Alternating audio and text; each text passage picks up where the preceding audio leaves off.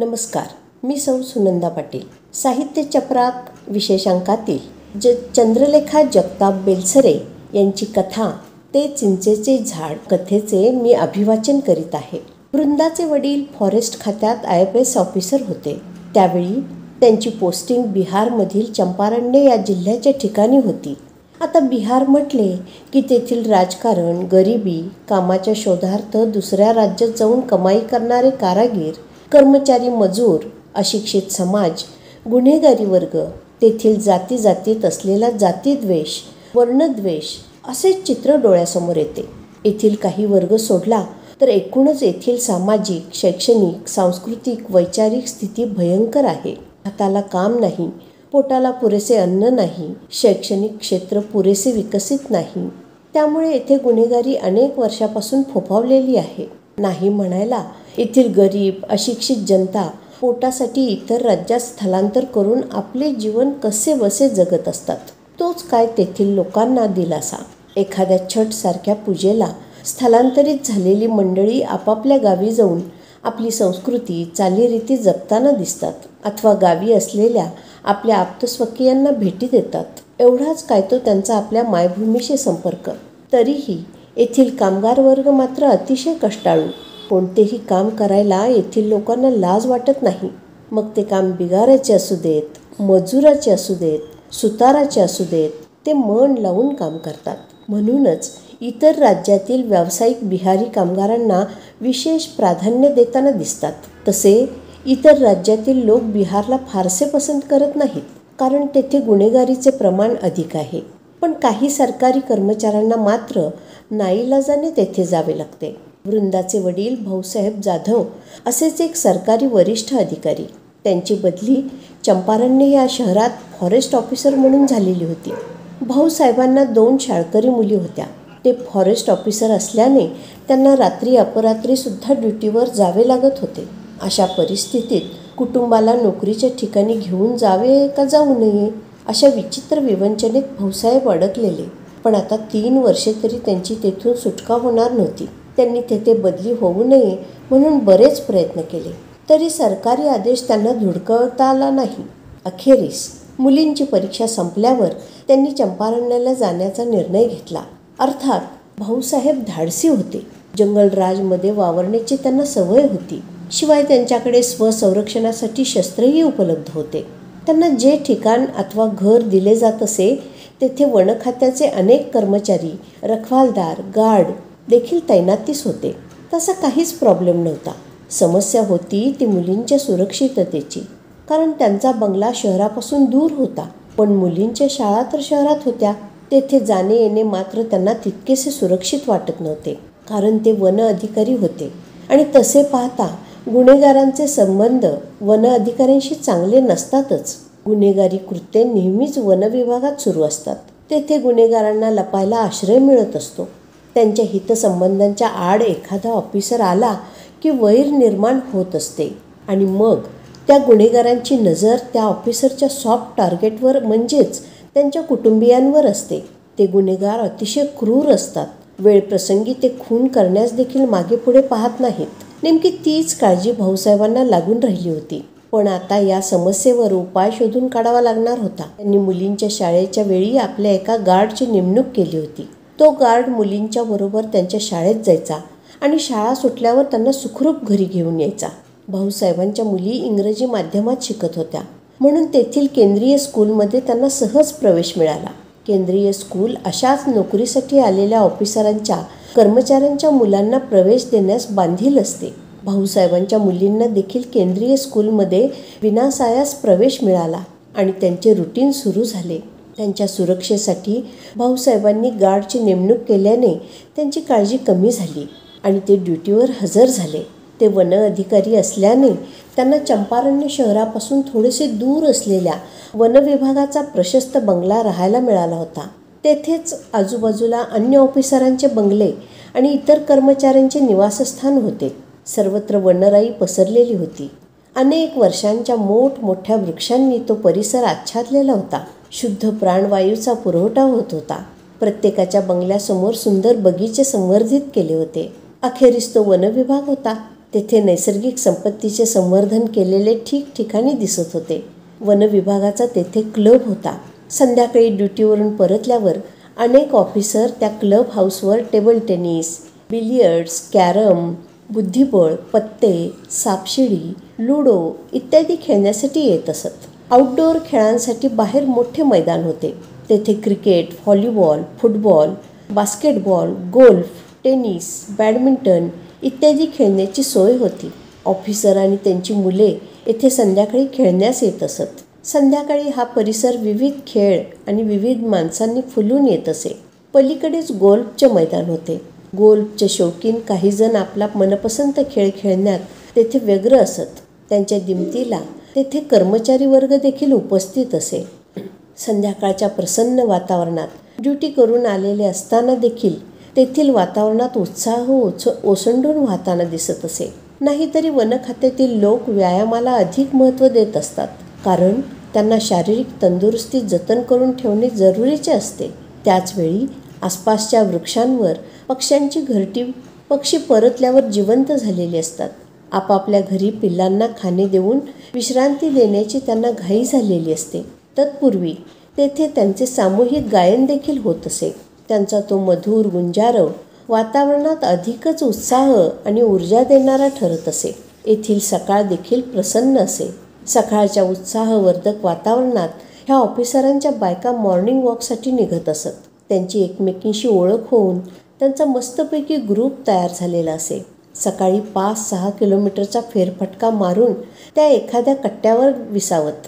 मग गप्पांचा फड रंगत असे आणि विविध प्रदेशातून आलेल्या ह्या महिलांची एकमेकीशी ओळख होऊन मैत्र फुलत असे. सकाळी त्यांना नवऱ्यांना डबे देण्याची लगबग नसे, कारण सकाळी भरपेट नाश्ता झाल्यावर ही मंडळी आपापल्या जीपने दुपारी जेवणासाठी घरी येत असत, किंवा जर येणे शक्य नसेल तर एखाद्या ऑर्डरली बरोबर त्यांचा डबा त्यांच्यापर्यंत पोहोचवण्यात येत असे. एकंदरीत ऑफिसरांचे नसले तरी त्यांच्या कुटुंबियांचे जीवन अतिशय शांत आणि आरामदायी असेच होते. महिला खुश होत्या.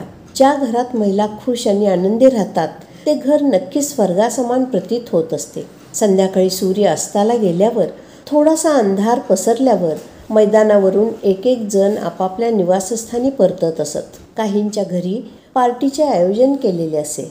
घरी जाऊन फ्रेश होऊन ही मित्रमंडळी परत एकत्र जमत आणि गप्पांचा आनंद घेत.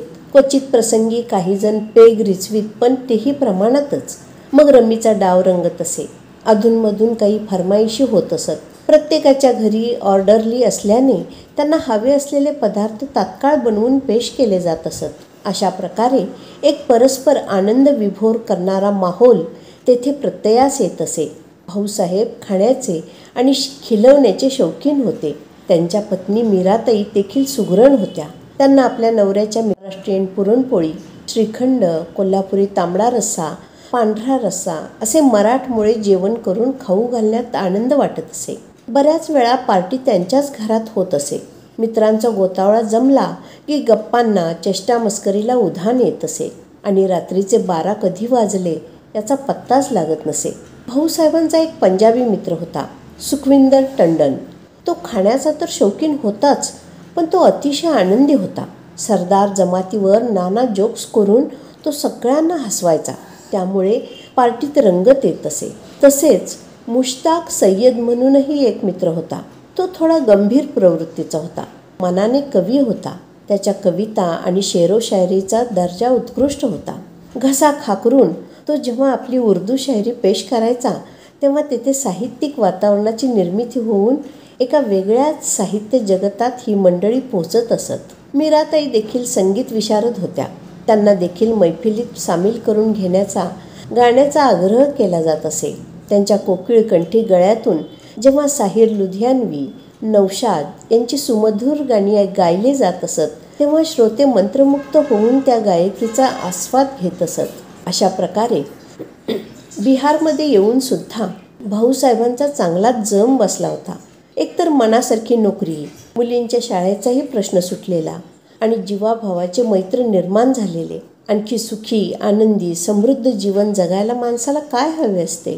त्या प्रांतात भाऊसाहेब अतिशय समाधानी दिसत होते. भाऊसाहेबांची मोठी मुलगी शलाका यंदा 10वीत होती. तिची ह्यावर्षी बोर्डाची परीक्षा होती. वर्षाच्या सुरुवातीपासूनच तिने नियमित अभ्यासाला सुरुवात केली होती.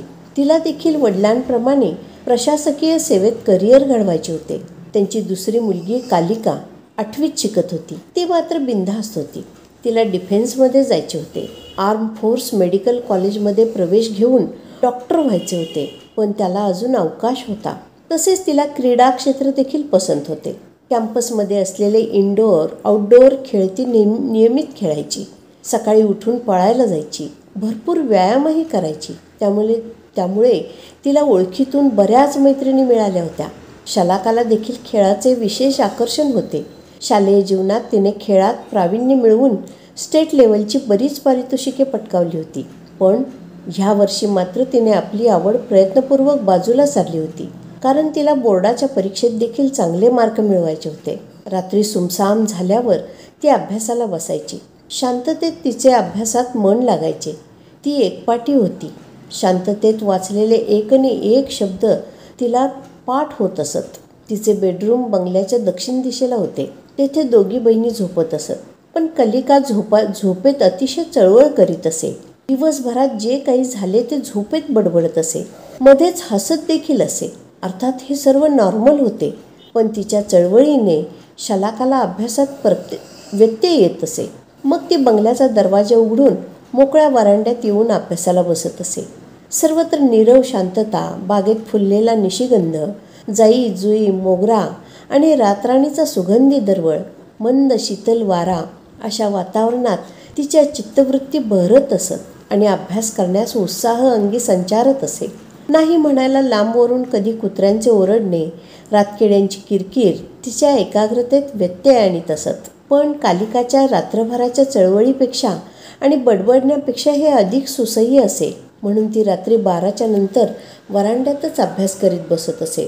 तसा कॉलनीचा रखवालदार काही अंतराने गस्त घालायला येत असे, म्हणून तिला घराच्या बाहेर बसून अभ्यास करण्यास कधीच भीती वाटली नाही.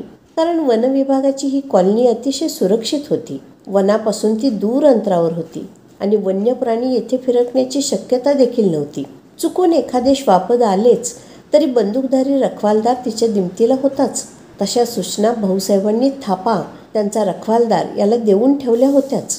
रात्रीच्या साधारणपणे 1 वाजता मात्र शलाकाला एक विचित्र अनुभव गेल्या काही दिवसापासून येत होता. 1 वाजता तिच्या बेडरूम समोरील झाडांची प्रचंड सळसळ व्हायची. वाऱ्याचा पत्ता नसताना देखील त्या झाडाच्या फांद्या प्रचंड हलायच्या. त्या झाडावरून कोणीतरी सरसरत खाली उतरते, पुन्हा वर चढते, असा भास तिला व्हायचा. तो प्रकार जवळजवळ 1 तास चालायचा. एखाद्या वादळात झाड सापडावे आणि वाऱ्याच्या झंझावातात वाकडे तिकडे हलावे असे ते झाड. त्याच्या फांद्या हलत असत आणि त्याच वेळी इतर वृक्ष एखाद्या तपाला बसलेल्या ऋषीमुनींसारखे स्थितप्रज्ञ असलेले दिसायचे. खरं तर वारा सुटल्यावर झाड, वृक्ष, पाने, लहान झाडे, रोपे देखील हालायला पाहिजे. एखादी मंद झुळूक जरी आली तरी त्या झुळकेसरशी पाने, फुले डोलू लागतात. पण येथे ना वारा वाहत होता, ना इतर झाडे हलत डोलत होती. याचेच शलाकाला कित्येकदा आश्चर्य वाटत असे. पण असेल एखादी अशी निसर्गाची किमया, म्हणून ती त्याकडे दुर्लक्ष करीत होती. ही घटना दररोज घडत होती. रात्रीच्या 1 वाजता त्या वृक्षाच्या पानांची सळसळ सुरू व्हायची. वारा असो अथवा नसो, ते झाड जणू सोसाट्याचा वारा सुटलाय अशा पद्धतीने हलायचे, डोलायचे. मग ती नेहमीची सरसर ऐकू यायची. कोणीतरी सूर पारंब्या खेळत आहेत, झाडावरून सरसर उतरून परत झाडावर चढत आहे, अशी जाणीव शलाकाला प्रत्येक दिवशी होत असे. जणू एखादे लहान मूल आपल्या सवंगड्यांबरोबर लपाछपी अथवा सुरपारंब्या खेळत आहे असा भास होत असे. बरोबर 1 तासानंतर मात्र आश्चर्यकारकरित्या सरसर थांबायची आणि सर्व काही शांत व्हायचं. पण त्याची शलाकाला कधीच भीती वाटली नाही. तेवढ्यापुरते तिचे ध्यान विचलित व्हायचे. पण लागलीच ती आपले लक्ष अभ्यासात केंद्रित करायची. पुढे पुढे झाडाची सळसळ सुरू झाली की कोणाचाच आवाज तिला ऐकू येऊ लागला. लहान मुले खेळताना जसे चित्कारतात असा तो आवाज असायचा. अशा प्रकारचे आवाज निसर्गात येत असतात याचा शलाकाला अनुभव होता. कारण लहानपणापासूनच ती वडील वनखातात असल्यामुळे आणि त्यांचे बंगले जंगलाच्या जवळ असल्याने तिने घेतला होता. बालपणापासूनच पक्षी, जंगली हिंस्र पशु यांचे आवाज तिला परिचयाचे झाले होते. त्यातील काही आवाज मधुर असत, काही भेसूर असत. काहींच्या आवाजात रडण्याचा सूर असे तर काहींचे आवाज एकमेकाशी बोलण्याचे असत. ती त्या पशूंची बोलीभाषा होती. त्यांच्या भाषेत ते एकमेकांना साद घालत असत. काही धोका निर्माण झाल्यावर आपल्या स्वकीयांना सावध करीत असत. हे नित्याचेच होते. तिला या सर्वाची सवयच झाली होती. एवढेच नव्हे तर विणीच्या हंगामात त्यांचे सूर बदलल्याची माहितीसुद्धा तिला होती. त्यावेळी मादीचा अनुनय करण्याची, तिला आकर्षित करण्याची नराची भाषा, साद वेगळाच असायचा. त्यात मार्दवता असायची, गोडवा असायचा. त्यामुळे तो हसण्याचा आवाज तिला विचलित करत नव्हता. ती नेहमीप्रमाणे त्याकडे दुर्लक्ष करीत आपला अभ्यास करत राहायची. तिचा हा अनुभव तिने कधीच आईवडिलांशी शेअर केला नाही, कारण तिच्या दृष्टीने हे सारे नॉर्मल होते. जसजशी 6माही परीक्षा जवळ येऊ लागली तसा शलाकाने अभ्यास जोरात सुरू केला. आता तिला अभ्यासावर जास्तीत जास्त लक्ष केंद्रित करायचे होते. पावसाळा सुरू होता. आल्हाददायक वातावरण होते. मधूनच पावसाच्या 1-2 सरी बरसायच्या. सभोवताली असणाऱ्या वृक्षांवर सळसळ जाणवायची. कधी मंदपणे वारा व्हायचा तर कधी सोसाट्याचा वारा सुटायचा. काही क्षणापुरते पुस्तके, वह्या यांची पाने फडफडायची. ती आवरताना शलाकाची त्रेधा तिरपीट उडायची. नंतर सर्व सामान्य व्हायचे. अंगणात आणि बगीच्यात असणाऱ्या विजेच्या दिव्याच्या प्रकाशात पावसांच्या कोसळणाऱ्या थेंबांचे सुरेख नर्तन सुरू असायचे. एका सरळ रेषेत चालू असणारे हे पावसाचे नर्तन कधी वाऱ्यामुळे वाऱ्याच्या दिशेने बदलत राहायचे. त्याला लहरी या प्रकाराचे स्वरूप प्राप्त व्हायचे. तेव्हा शलाकाला खूपच आनंद व्हायचा. तो नजारा ती भान अर्पून पाहत राहायची. अशा प्रकारे निसर्गाच्या सान्निध्यात, कधी निसर्गाची किमया अनुभवत तिचा अभ्यास सुरू होता. त्यावेळी तिला असे वाटायचे की पूर्वीचे ऋषीमुनी उगाचच नाही जंगलात जाऊन तप करायचे. निसर्गाचा हा खेळ पाहत त्यांचे तप नक्कीच सुखद होत असेल. सलग करण्यात येणाऱ्या तपाच्या काळात थोड्या थोड्या वेळाने येणारा निसर्गातील हा बदल त्यांना उत्साहवर्धक वाटत असणार. म्हणूनच त्यांना सलगपणे करण्यात येणाऱ्या तपाचा कंटाळा येत नसावा. एके दिवशी असाच पाऊस पडत होता. सोसाट्याचा वारा सुटला होता. शलाकाचे काही कागद विखुरलेले होते. त्यातील काही कागद त्या चिंचेच्या झाडाजवळ उडून पडले. कागद खराब होऊ नयेत म्हणून शलाका भर पावसात ते गोळा करण्यासाठी त्या झाडाजवळ आली. तेव्हा तिला कोणाच्या तरी रागावण्याचा आवाज ऐकू आला. तो आवाज एका स्त्रीचा होता. पावसात खेळणाऱ्या आपल्या मुलांना ती स्त्री त्यांनी पावसात भिजू नये म्हणून आवर घालत होती, रागावत होती. चला, पावसात भिजू नका, आजारी पडाल, घरात चला म्हणून ती त्यांना बळजबरी करत होती. पण मुले खेळण्याच्या मूडमध्ये होती. ती अजिबात आईचा आदेश मानायला तयार नव्हती. त्यामुळे वैतागून ती करवातत होती आणि तिचे ते ओरडणे पाहून मुले अधिकच उच्छाद मांडत होती. हसून तिची खिल्ली उडवत होती.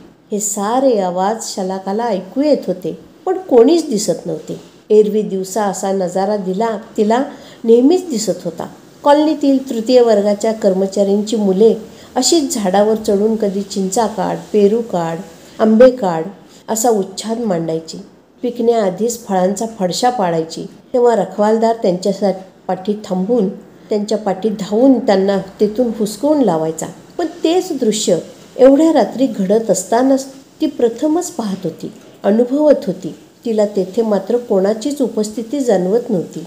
आता मात्र शलाकाची चांगली टरकली होती. एक अनामिक भीतीचा काटा तिच्या अंगावर उभा राहिला होता. काहीतरी अनाकलनीय असे तेथे घडत होते, जे अमूर्त होते, भीतीदायक होते. थोडा वेळ विचार करत ती तेथेच उभी होती. तिला आकलन होत नव्हते की इतक्या रात्री ही मुले भर पावसात येथे कशाला आली असतील. आणि त्या झाडाला अजून चिंचा तर आल्याच नव्हत्या. मग त्यांचे या झाडावर येण्याचे प्रयोजन काय असावे. आणि त्यांची आई देखील इतक्या रात्री त्यांचा मागोवा काढत येथे कशाला आली असावी. तिने तर ह्यावेळी घरात झोपेत असायला हवे पाहिजे. तिला काहीच उमगत नव्हते. पण आता यावर फारसा विचार करणे योग्य नाही म्हणून तिने आपले अभ्यासाचे कागद घेऊन तेथून काढता पाय घेतला आणि पुन्हा वरांड्यात येऊन अभ्यासात मग्न झाली. तरीही तिला राहून राहून आश्चर्य वाटत होते की इतक्या भर पावसात तिचे कागद कसे भिजले नाहीत. हा देखील एक अजुबा ती आज अनुभवत होती. अर्थात शलाका एका IAS अधिकाऱ्याची मुलगी होती. लहानपणापासूनच तिचा वन आणि वन्यजीवांशी परिचय होता. अशा कित्येक दुर्गम ठिकाणी ती बालपणापासूनच वावरली होती. त्यामुळे अशा गोष्टींना ती घाबरत नव्हती. ते विचार बाजूला सारून ती परत अभ्यासात मग्न होत असे. उद्यापासून तिची 6माही परीक्षा सुरू होणार होती. परीक्षेला जाण्यासाठी शलाका तयार होत होती. शाळेचा युनिफॉर्म घालून तिने आरशात डोकावले आणि त्यातील चित्र पाहून ती चरकली. एक स्त्री तिच्या आरशातील प्रतिबिंब न्याहाळत होती. तिने पटकन पाठीमागे वळून पाहिले तर तिथे कोणीच नव्हते. बहुतेक आज घरकामासाठी नवीन बाई कामाला आली असेल आणि फक्त आरशात डोकावून पाहून आपल्या कामासाठी निघून गेली असेल असे तिला वाटले. तोच बाहेर गाडीचा हॉर्न ऐकू आला. कालिका शाळेत जाण्यासाठी उतावळी झाली होती आणि दीदीला परीक्षेला जायला उशीर होईल म्हणून जोरजोराने हाक मारत होती. म्हणून घडलेल्या घटनेबद्दल फारसा विचार न करता ती गाडीत येऊन बसली आणि परीक्षेत येणाऱ्या संभाव्य प्रश्नांची मनातल्या मनात उजळणी करू लागली. आज तिचा इंग्रजीचा पेपर होता. पेपर संपल्यावर दोघी बहिणी आज लवकरच घरी परतल्या होत्या. उद्या गणिताचा पेपर होता. त्यामुळे घरी आल्यावर जेवण करून दोघीही अभ्यासाला बसल्या.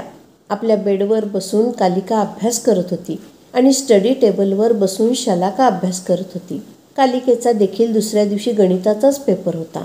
अधूनमधून काही अडचणी आल्यास कालिका शलाकासारख्या शंका विचारित होती. त्यामुळे शलाकाला डिस्टर्ब होत होते.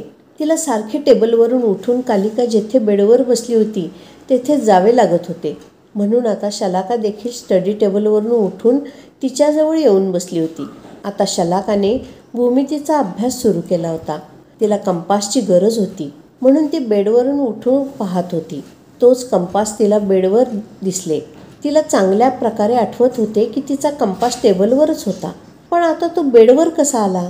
तिला थोडेसे आश्चर्य वाटले. पण कालिकानेच तो तिच्या उपयोगासाठी बेडवर ठेवला असेल असे वाटले आणि ती भूमितीची प्रमेय सोडवू लागली. बरीच प्रमेय सोडवल्यावर शलाकाने हातातील पेन्सिल खाली ठेवली आणि आळोखे देत सहजच समोर असलेल्या आरशात तिची नजर गेली. तो सकाळी दिसलेली बाई तिला आरशात दिसली. पण ती बाई आरशासमोर दिसत नव्हती. तिने इकडे तिकडे नजर फिरवली पण तेथे कोणीच नव्हते. तिने खिडकीतून बाहेर डोकावून देखील पाहिले पण खिडकीच्या बाहेर देखील कोणीच नव्हते.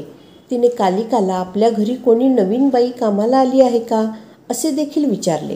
पण कालिकाने देखील मला काही कल्पना नाही असे उत्तर दिले. गेले असेल कोणीतरी डोकावून अशी मनाची समजूत घालून शलाकाने आपला मोर्चा परत अभ्यासाकडे वळवला. पाहता पाहता शलाका आणि कालिकाची परीक्षा संपली. दोघींनाही पेपर सोपे गेले होते. परीक्षेदरम्यान शलाका रात्रीचा अभ्यास आपल्या ठरलेल्या जागी म्हणजेच वरांड्यातच करत होती. पण त्या दरम्यान असे काहीच घडले नव्हते. त्यामुळे ती त्या घटना विसरूनही गेली होती. हायस्कूलच्या परीक्षा संपल्यावर आता शाळेत 4थी ते 7वीच्या परीक्षा सुरू झाल्या होत्या. एके दिवशी शाळेत जाताना शलाका आपले कंपास आणि पेन शोधत होती. पण तिला तिचे कंपास आणि पेन कुठेच सापडत नव्हते. शलाका नेहमीच आपल्या शालेय वस्तू तिच्या अभ्यासाच्या टेबलवरच ठेवायची. कदाचित कालिकेने तिच्या ह्या वस्तूंना हात लावला असेल म्हणून तिने कालिकेला देखील विचारून पाहिले. पण कालिका तिला उत्तर देत नव्हती. यावरून ही बदमाशी नक्कीच कालिकेने केली असावी ह्याची तिला खात्री पटली. पण कालिका जाम उत्तर देत नव्हती. शाळेला उशीर होत असल्याने शलाका आता कालिकेवर भडकली होती. अगं मूर्ख मुली, लवकर सांग, तू माझ्या वस्तू कुठे लपवून ठेवल्या आहेस? शाळेला उशीर होतोय. बऱ्या बोलाने माझ्या वस्तू दे, नाही तर. आता कालिका ही चिडली होती. ती म्हणाली, दीदी मला माहीत नाही, मी तुझ्या वस्तू घेतल्या नाहीत, तूच कुठेतरी ठेवल्या असतील. हे तिचे बेपर्वाईचे उत्तर ऐकून शलाका जाम चिडली आणि धुसफुसतच गाडीत जाऊन बसली. रस्त्याने दोघी बहिणी एकमेकींशी बोलल्या देखील नाहीत. त्यांच्यातील तो अबोला पुढे बरेच दिवस चालला. तब्बल 15 दिवसांनी कालिकाने आपली चुप्पी तोडली आणि ती शलाकाला घेऊन त्या चिंचेच्या झाडाखाली आली. आणि काय आश्चर्य, शलाकाचा कंपास, पेन, पेन्सिल झाडाखाली विखुरलेले दिसल्या. हेही कारस्थान कालिकेचेच असेल म्हणून शलाका तिच्यावर भडकली. तिने एक जोरदार थप्पड तिच्या मुखात मारली आणि आपले साहित्य घेऊन ती घरात आली. कारण शलाकाला तिचे साहित्य कालिकाने इतक्या दिवस लपवून ठेवले याचा संताप आला होता. कालिका आपला गाल चोळत तेथेच रडत बसली. हे दृश्य शलाकाच्या आईने पाहिल्यावर ती धावतच कालिकेजवळ गेली आणि काय झाले बाळा म्हणून तिला विचारू लागली. पण कालिका तिला उत्तर देऊ शकली नाही. अखेरीस कालिका तिला काय उत्तर देणार होती? तिला तिचेच समजत नव्हते की तिने असे का केले. परीक्षेपूर्वी एक महिला कालिकेकडे येऊन तिला माझ्या मुलांच्या परीक्षा सुरू होणार आहेत. आम्ही खूप गरीब लोक आहोत. माझ्याकडे शालेय साहित्य खरेदी करण्यासाठी पैसे नाहीत.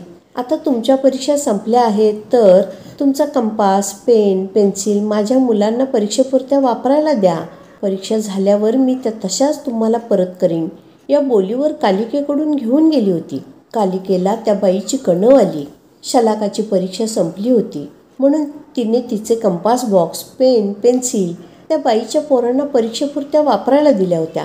कालिका चित्रकार होती. तिला कंपास, पेन्सिल लागणार होते म्हणून तिने दीदीचे साहित्य त्या बाईला दिले होते आणि त्यात ती काही गुन्हा करतेय असे तिला अजिबात वाटले नव्हते.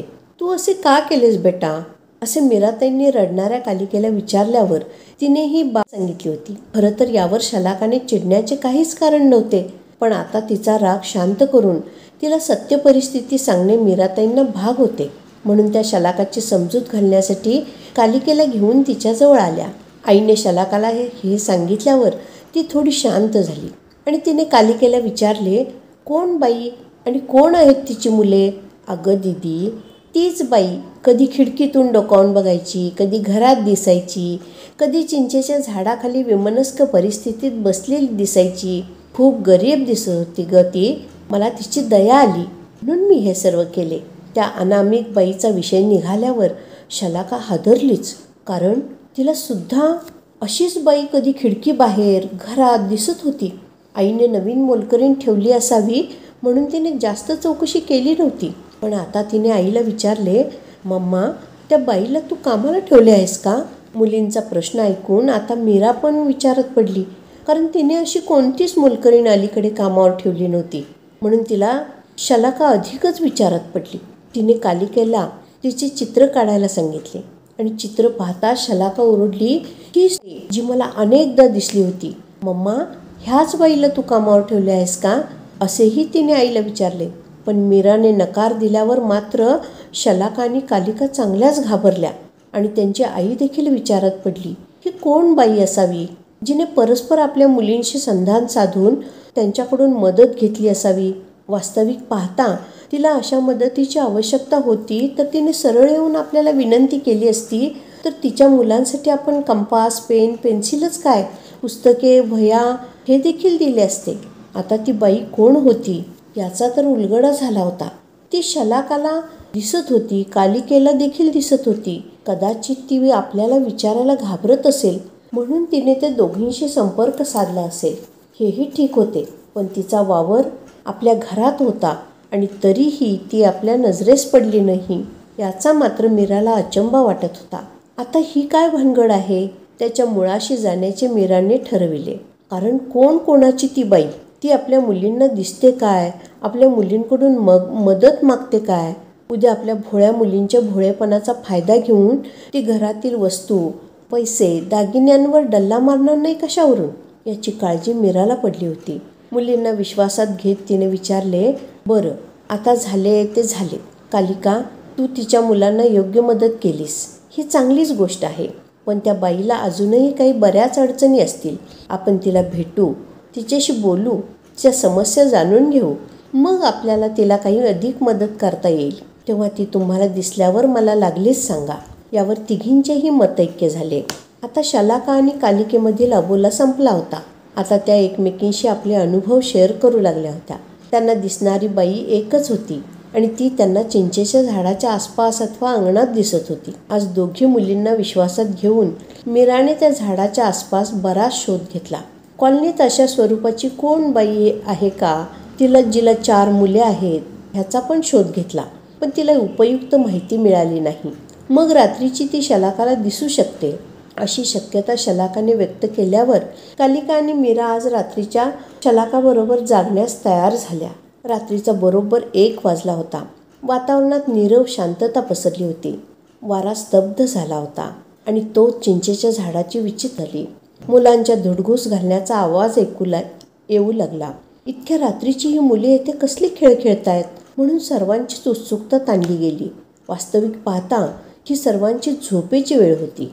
पण ही मुले तर इथे दंगा घालण्यात मग्न होती. तोच त्यांच्या आईचा ओरडण्याचा आवाज ऐकू आला. ती त्यांना दंगा घालू नका म्हणून दरडावीत होती.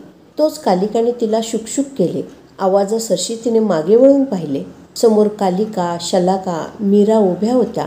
त्यांना पाहताच ती सर्द झाली आणि पुढे तिनं कालिकेला हात जोडले आणि म्हणाली, माफ करा ताईसाहेब, माझ्यामुळे तुम्हाला मोठ्या ताईसाहेबांचा ओरडा खावा लागला. आता येथून पुढे मी कसलीही मागणी तुमच्याकडून करणार नाही. झाली माझ्याकडून चूक, एक डाव माफ करा. तेव्हा पुढाकार घेत मीरा म्हणाली, अगं माफी कशाला मागतेस? तुझ्या मुलांची ती आवश्यकता होती.